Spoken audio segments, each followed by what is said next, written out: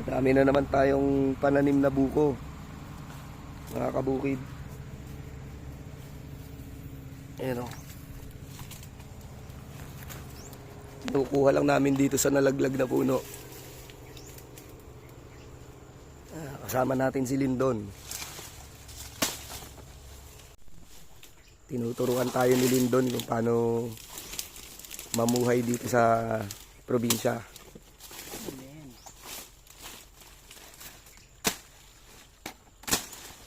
Yan. Nalaglag lang yung mga yan sa bunga nito. At itatanim namin doon.